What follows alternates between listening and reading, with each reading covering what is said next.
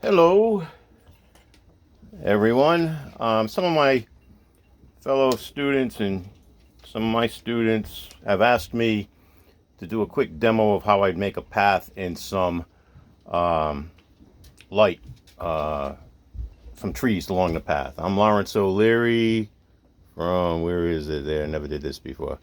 LawrenceO'LearyJr.com. Lawrence O'Leary Fine Art. Well, welcome. So what I've done is, and I always do this before I paint. This is my painting overalls, and I always keep this on my knee just to wipe my palette knife off. It's quick, it's easy, and you don't want to make too much of a mess if you can help it. I'm hoping that you'll be able to see everything that I'm going to be doing here.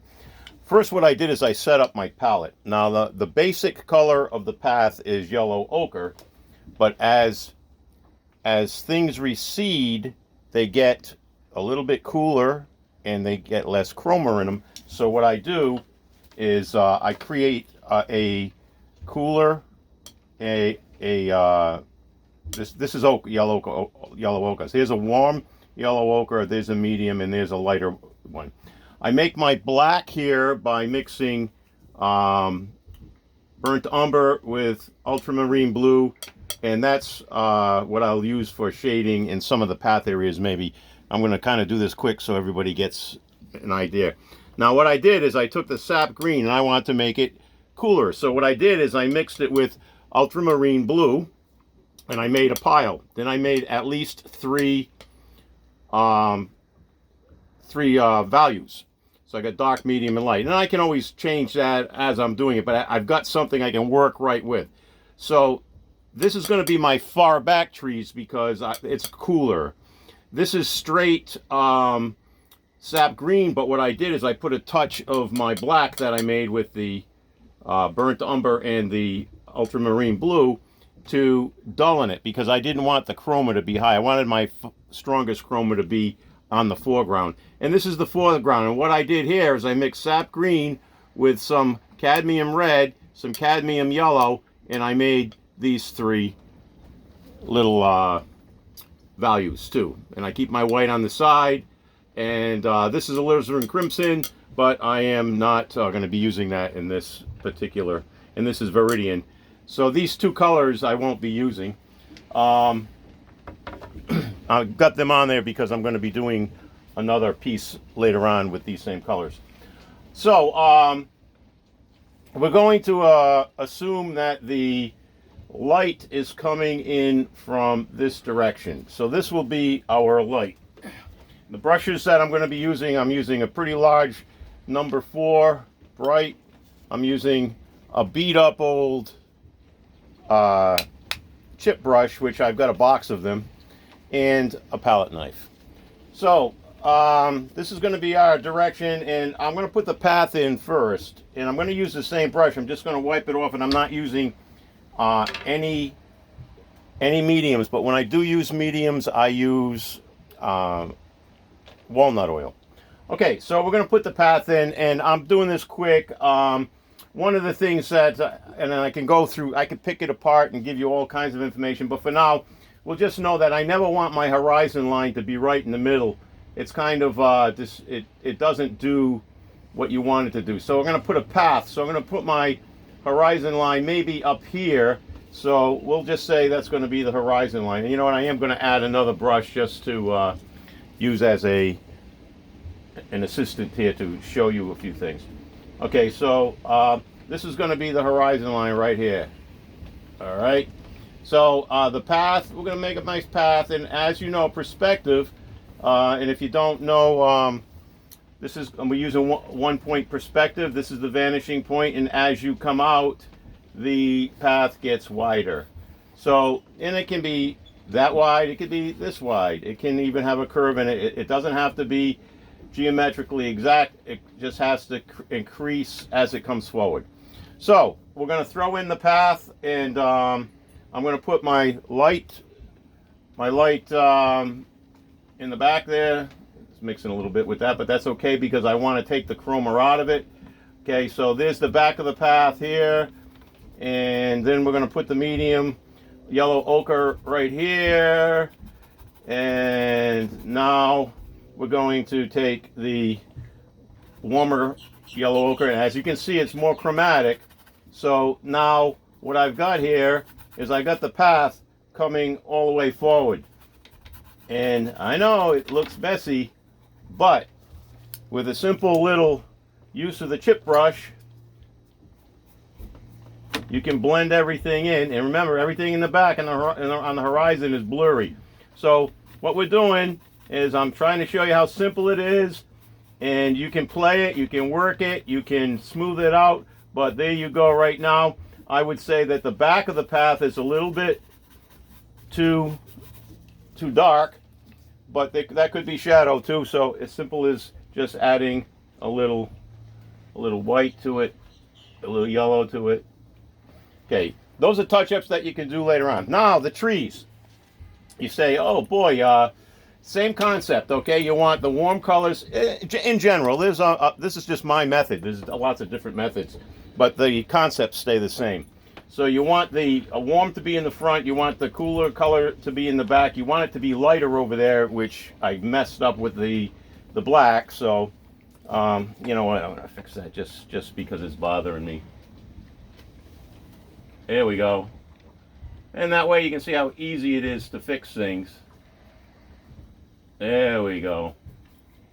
And just because we've already put the graduating values in there, now we got a path.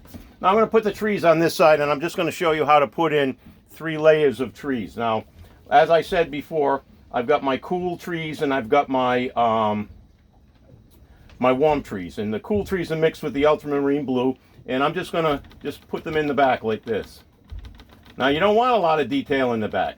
Now the light's coming in from this direction, right here. Okay? So, I've made my 3 values. So, I've got my middle value here, and all I'm doing is taking my brush, and I'm just poking at it. There's my light. Now it's way off in the distance, you don't want a lot of detail, but you're going to have shadow there. So, I'm going to put in the shadow color here, and there you go. As easy as that, we got the faraway tree. Now, the next thing that we're going to do is the next layer of trees, and this is just very basic. The next layer of trees is just my sap green mixed with a little bit of black to dullen it, and my white. Now, titanium white's what I use, so see, here we go. We just take the lightest mixture we got, and as you can see, now I have another group of trees. And think about form, think about shape, have fun with it. Alright, so there's my light color. The light's coming in. I want to put my medium color in the middle of it, because there we go. So now we've got the medium, and then we can pop in the dark color for all of the shadows that nobody can see the details of. So all I'm doing is, this is my second set of values, and as you can see, we've got several depths of the trees. Now I'm going to put another tree here, and notice they're getting larger as they come forward. And let the brush have a happy time. I mean, who says that? Bob Ross says that, I think. So you see where I got dark here, and if I want to divide this tree and really show that it's got some depth, I let the sun hit this little branch over here. So I'll take my light color again, and sometimes you might have to mix a little bit more white to get a lighter value, but there you go. There's where the light's hitting, and now you got a different kind of a tree, and you got the different shapes. Now, notice too that we've got depth now. And notice that there's no detail. Now we're going to put in the big tree right here, and we're going to put in some detail. So I'm going, and I haven't even cleaned my brush because I've got such a big pile, I'm just mixing them. The dark's going to be over here. So I'm going with the dark first on this one, because my brush already had dark on it. But notice the difference in color. And it's the same sap green, it's just mixed with cadmium red and cadmium yellow. So now I'm going to take my medium color, and I'm going to go in with that. Now let's say I'm just blocking everything in. Okay, there's the dark, there's the medium, and here's the light. See how the light actually shows. I'm going to mix a little more white with that color. And as you can see, now we have another set of bushes. Now that's how we've done. That's what we've done to create. We need a little more dark there. That's what we've done to create the depth. We used the 3 different values of green. Now it's a little bit sloppy and it's a little quick, but I'm going to show you a couple little tricks too.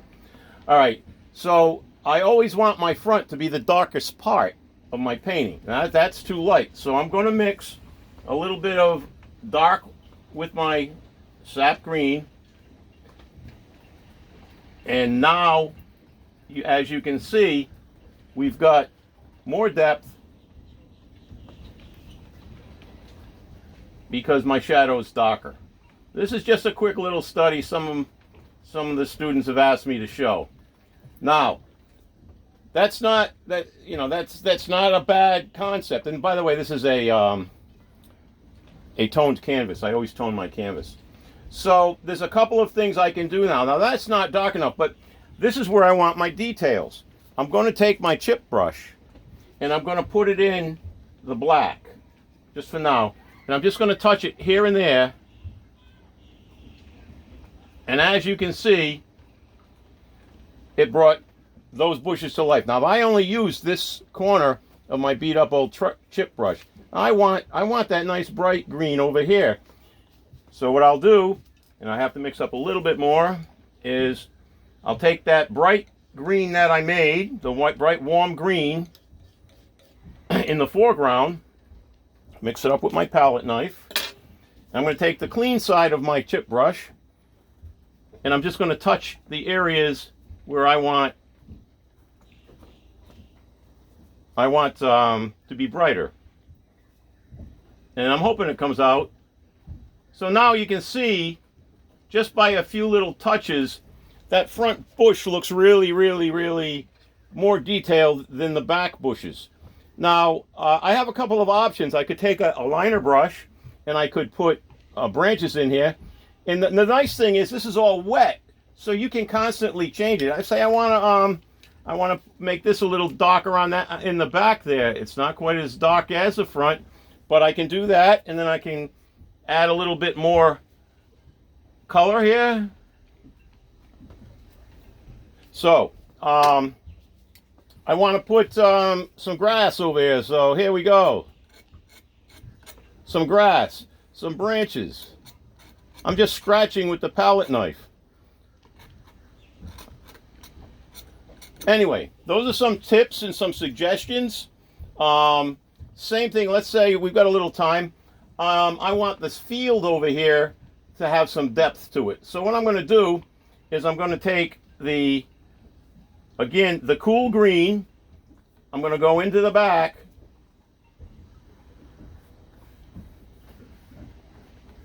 And we'll come around that path. And as I come forward, I like the mix with some of the white in it because we've got light hitting the field. So now I'm going to take my next level of green, my next value, and then the final value when I come forward.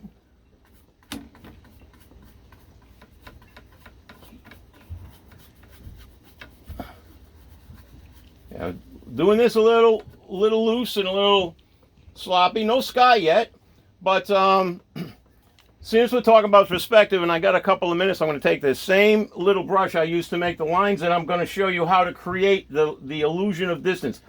Also, let's say I want a tree over here.